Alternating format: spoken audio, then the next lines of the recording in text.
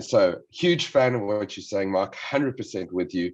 I think for me, the place that is most exciting is coming back into what we'd refer to as either continuous commissioning, or from a European standpoint, really, it's more about condition-based monitoring, right? Mm-hmm. Essentially, you're doing the same kind of thing, is tying the operation of a space to the expected operation, and then actually driving automated diagnostics through that process. Now, this is where we start saying visualizations are not important, because you don't necessarily need to visualize airflow through a filter or the speed of a pump to understand that there's something wrong there. So great example, we've got a project just outside of London. We've got 5 buildings running, really focused on predetermining failures. Now, not predictive, so we don't think that digital twins in this space can necessarily predict the day and hour of a failure of a piece of equipment. If you want to invest in vibration analysis, heat and acoustics, sure. But typically we want to do it with our standard control sensing.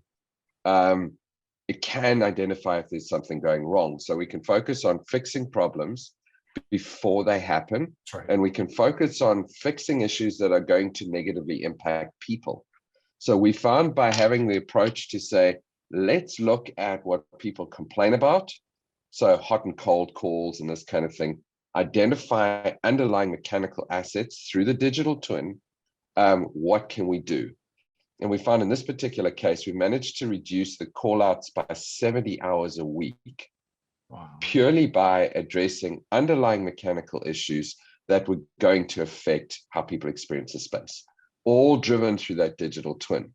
So you get 2 things out of it. You get a much better experience as an individual, but then you also got a real reduction in the cost associated with just maintaining the status quo.